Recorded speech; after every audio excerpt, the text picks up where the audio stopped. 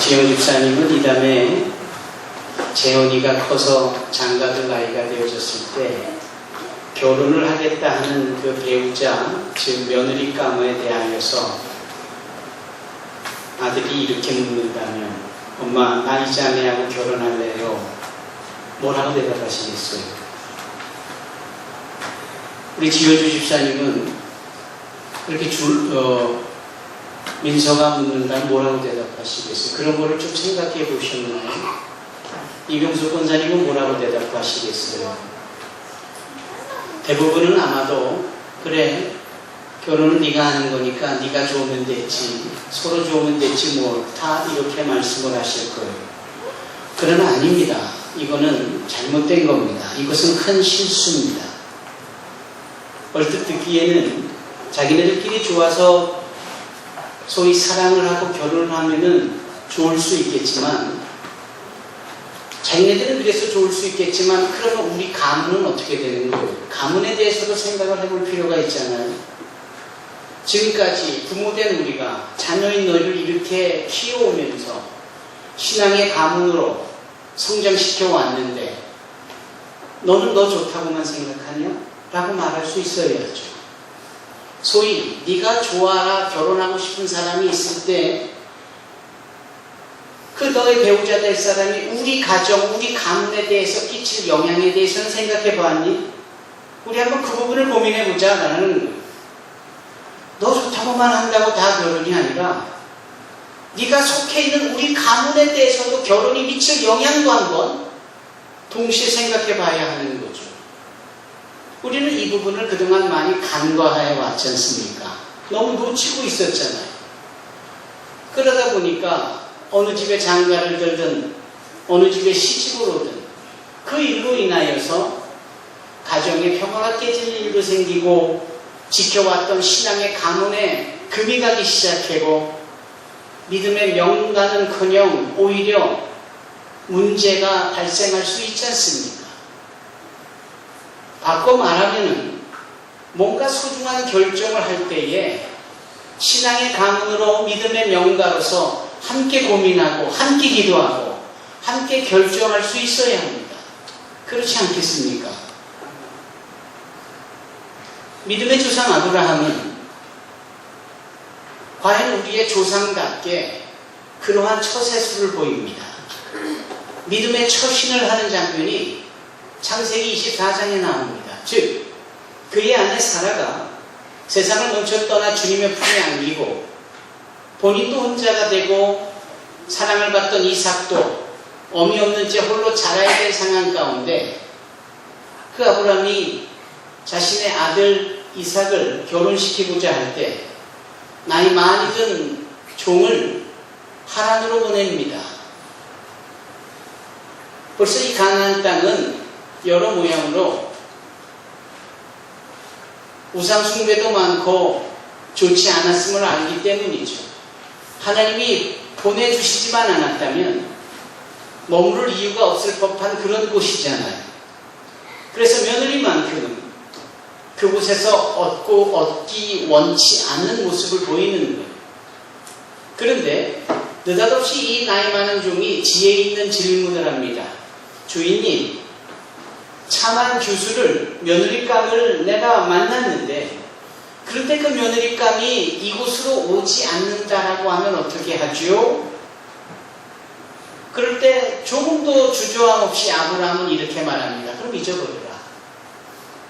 소위 결혼이라는 것 때문에 하나님께 선택받은 우리의 믿음의 가문이 흔들리셔야 되겠느냐? 소위 결혼 때문에 신앙이 흐르고 있는 우리의 명가가 깨져서는 아니겠다라는 거죠. 여기서 우리는 믿음의 조상 아브라함이 자녀의 결혼에 대하여서 신앙의 명가의 수장답게 믿음의 가문으로서의 가장답게 바른 처세와 처신을 행하는 모습을 봅니다. 중요한 것이죠. 함께 더불어 가문을 이끌어가는 것 정말 중요한 겁니다. 일찍이 여호수아는 요단강을 건너 여리고성과 아이성을 넘어 그 약속의 땅을 다 점령을 하고 분배를 하는 즈음에 이르렀을 때에 마지막 유언과 같은 이야기를 합니다. 자, 여호와 하나님을 섬겨야 되지 않겠느냐? 아니면 저 애굽의 신이든 저 강 건너 모압 땅의 신을 섬기든 아니면 이 땅의 아모리 족속들이 우상 숭배해왔던 그 신을 섬기든 무엇인가를 섬겨야 될 텐데 오직 나와 내 집은 여호와만을 섬기겠노라. 이렇게 여호수아서 24장 15절에 그는 선포합니다. 오직 나와 내 집은 여호와만을 섬기겠노라. 자신뿐만 아니라 신앙과 믿음의 가문으로서 명가로서의 위엄을 나타내는 고백입니다. 우리에게는 이런 고백이 필요한 겁니다. 우리에게는 나 자신 또 내 자식에게만 향한 것이 아니라 모두를 아로잡고 있는 가문에 대하여서 가정사에 대하여서 믿음으로 하나 되어지게 하는 이 부분에 대한 강력한 도전이 있어야 합니다.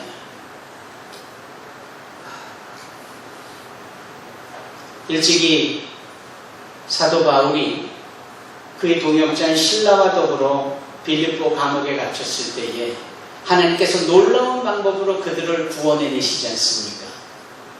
느닷없이 그들이 감사함으로 찬양을 올려드릴 때에 지진이 일어납니다. 옥토가 흔들리는 거예요. 그런데 놀랍게도 이 지진으로 흔들림 속에 이 감옥의 문들이 벌컥벌컥 열리는 겁니다. 더 놀라운 것은 전혀 지진과 상관없는 죄수들의 몸에 채워져 있는 수갑, 착고들이 다 풀리는 것 아닙니까? 그러니까 이것은 그냥 일반적인 지진이 아니라 하나님이 특별하게 보여주시는 기적인 것이죠. 문이 열리고 죄수들의 수갑이 다 풀려지는 모습 속에 다 도망갔으리라고 생각하는 이 간수장은 책임감을 느껴 자결을 하려고 할 때 사도 바울이 오히려 그것을 막지 않습니다. 우리가 다 여기 있다라고 하며 자결을 하려는 그 간수장을 막지 않습니다. 이 놀라운 사실에 감동을 느낀 이 간수장이 우리가 어떻게 하면 구원을 얻겠느냐라고 질문을 할 때 주 예수를 믿으라. 그리하면 너와 네 집이 구원을 얻으리라. 이렇게 사도 바울이 외쳐 선포하죠. 여기서 잠깐 내가 예수를 믿으면 내 집이 저절로 다 예수를 믿는 것일까요? 내가 예수를 믿으면 우리 가족이 더불어 싸잡아서 함께 특혜가 주어져서 나 믿는 믿음 때문에 더불어 다 함께 예수 믿고 구원의 반열에 서는 것일까요? 그렇지 않습니다. 여기서의 말씀은 네가 예수 믿어 구원을 받을 뿐만 아니라 너로 인하여서 너의 가족, 너의 집 식구들이 다 예수를 믿도록 해야 된다는 거예요. 그것이 진정한 구원이다라는 것을 사도 바울은 외쳐만 하는 겁니다. 안 그렇겠습니까, 여러분? 여전히 한 지붕 밑에 사는 우리의 가족 중에서도 예수 믿지 않는 자들이 있지 않습니까? 무엇으로 설명을 할 수 있는 것일까요? 여러분들이 지난 한 주간 추석으로 인하여서 많은 부분에 있어서 바쁨이 있었겠고 분주함이 있었겠고 여러 동선이 펼쳐졌었겠지만 만일 그 말씀을 원래대로 읽으셨다면 아마 이런 대목도 읽으셨을 겁니다. 즉 에스겔 그 선지자의 고백인데요. 그 에스겔 선지자의 고백 중에 정말 재미있는 사실이 하나 있는데 에스겔 14장입니다. 에스겔 14장 14절에 이렇게 말씀합니다. 비록 노아, 다니엘, 욥 이 세 사람이 거기에 있을지라도 그들은 자기의 공의로 자기의 생명만 건지리라. 나 주 여호와의 말이니라.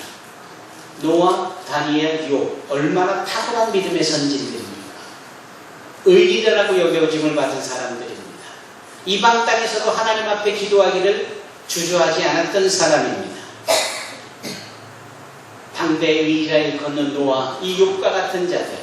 그런데 이들이 아무리 자기들의 믿음이 있어도 결국은 그 믿음 때문에 자기만 구원을 받는 것이지 다른 가족들은, 다른 친지들은, 다른 주변의 사람들은 더불어 구원되지 아니한다라는 거예요. 얼마나 이 말씀이 중요하냐면 반복해요. 16절에 또 말씀합니다. 비록 이 세 사람이 거기에 있을지라도 나의 삶을 두고 맹세하노니 그들도 자녀는 건지지 못하고 자기만 건지겠고 그 땅은 황폐하리라. 주 여호와의 말씀입니다.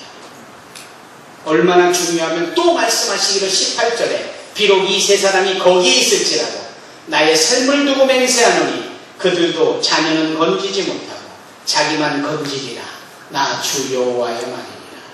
한 번 더 강조합니다. 20절에 비록 노아, 다니엘, 욥이 거기에 있을지라도 나의 삶을 두고 맹세하노니 그들도 자녀는 건지지 못하고 자기의 공의로 자기의 생명만 건지리라. 주 여호와의 말씀입니다.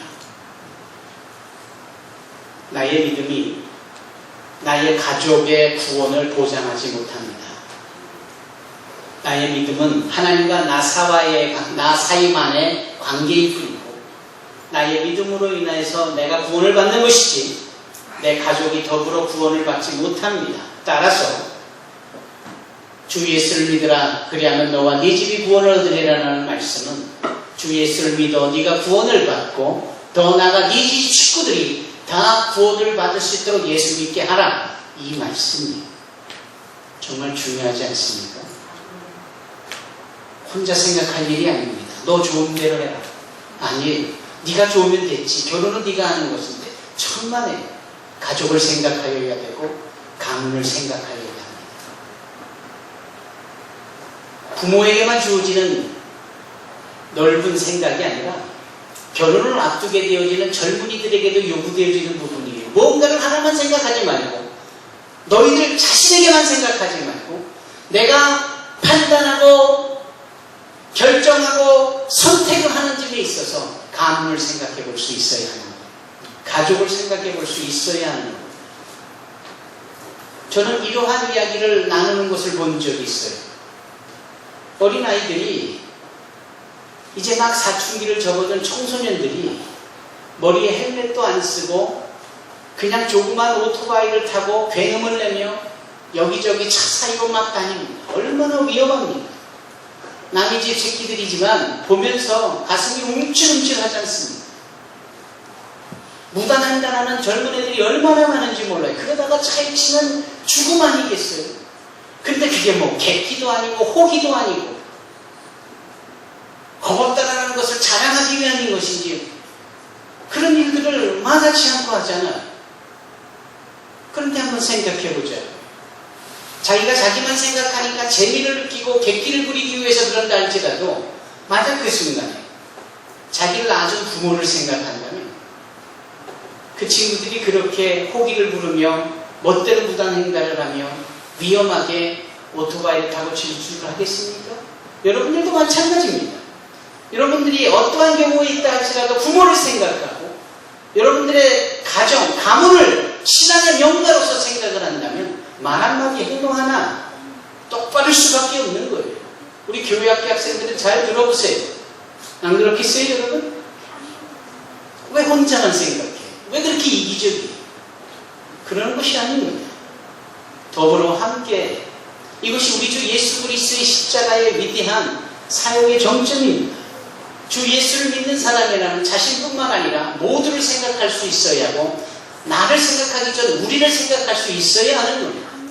뭔가 중요한 결정을 할 때 가문의 상황도 보고 가문의 입장도 생각해보고 나 하나로 우리의 가문이 망가져야 되겠는가 하는 점도 생각해 볼 수 있어야 합니다. 정말 중요한 겁니다. 그 집안의 분위기, 그 집안의 이야기들이 평소에 오롯이 삶속에 나타날 수 있도록 해야 합니다.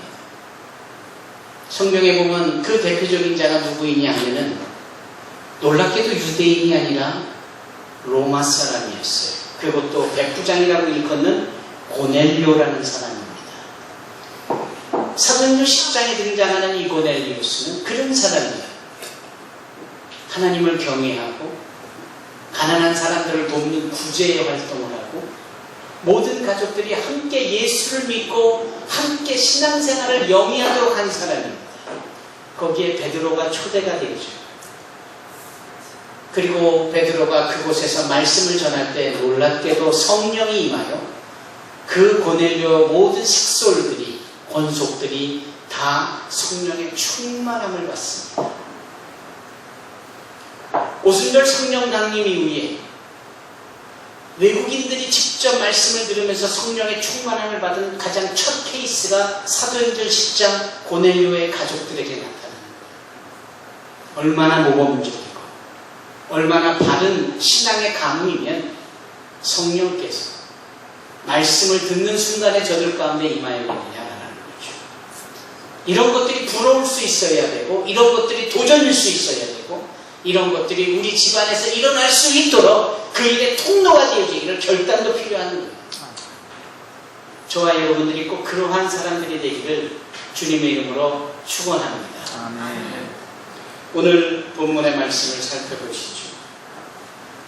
로마서 16장 10절의 말씀. 지난주에는 우리가 상반절에 해당하는 그리스도 안에서 인정함을 받은 아벨레라는 사람들에 대해서 강력한 도전을 받았습니다. 오늘은 그 다음 하반절에 해당하는 부분입니다. 아리스토블로 또는 아리스토플로스, 이렇게도 발음할 수 있는 아리스토블로의 권속에게 문안하라, 이렇게 말씀합니다.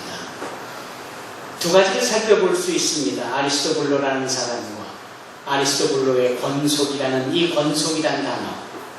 이거는 다른 말로 표현하면 주보에 제가 제목으로 표현했듯이 집안 사람들이라는 단어가 권속입니다.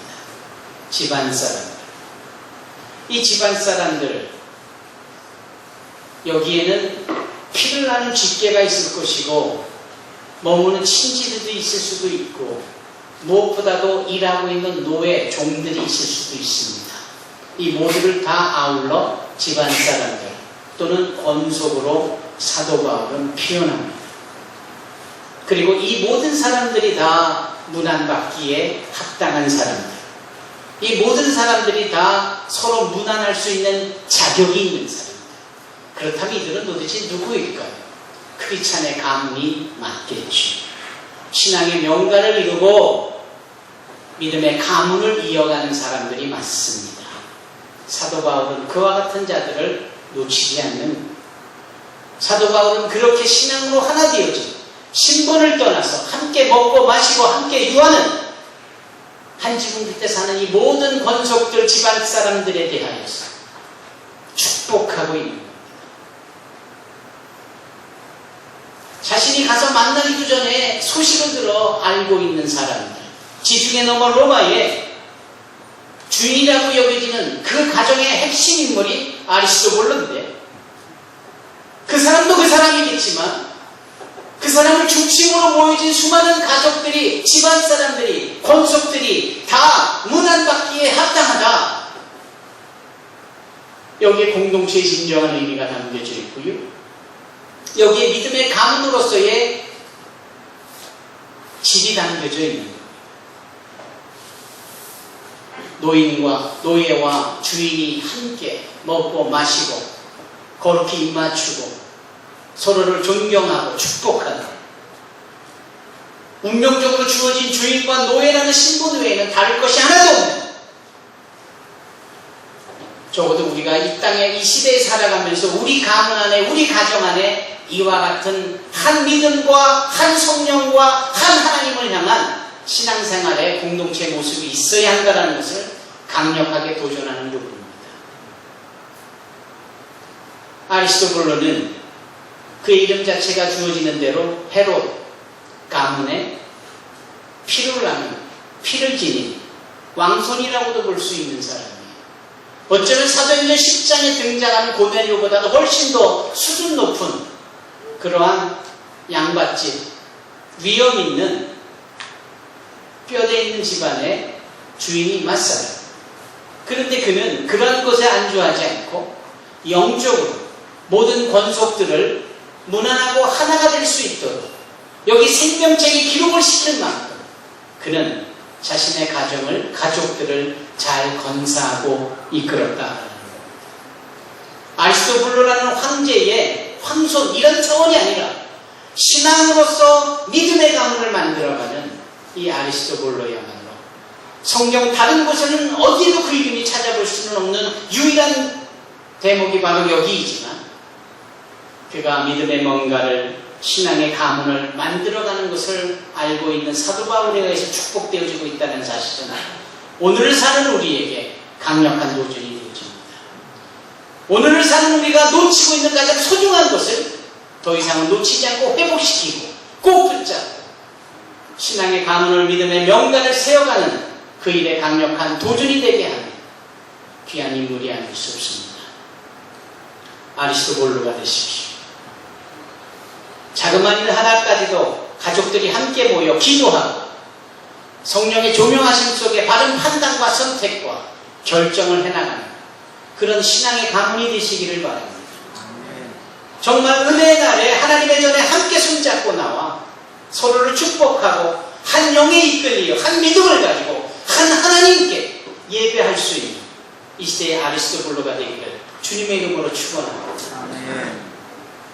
10월 말 정확하게 10월 28일에 저는 대구에 있는 청소년들로 이루어진 찬양팀을 저희 교회로 모실까 합니다.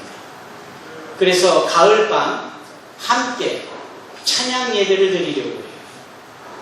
그것이 말씀 사경회 같은 특별한 행사를 뜻하지만 찬양으로 온 가족이 하나 되어지고 주중에도 온 가족이 함께 믿음이라는 그 거리 하나로 다 모을 수 있는 것을 우리가 서로 도전하고 그 일을 감당해보자라는 겁니다. 그래서 초등부 또 예언부 그리고 청년들에 이르기까지 그와 같은 일에 참여하고 도전을 받아서 앞으로 있을 예배에도 주도자가 되고 산소마교회 미래 꿈나무들로서 신앙의 전개를 능동적으로 펴나가는 일에 동기를 주고자 하는 것입니다. 11월 20일에는 우리가 새생명 축제를 선포하고 그 일을 해마다 해왔듯이 이번에도 행하는데 다 술을 가져오자고 했더니 나 하나쯤 술 안 가져가고 물을 좀 술 대신 가져가서 타면은 괜찮겠지. 다 모아서 마셔보니 맹물이라 하잖아요.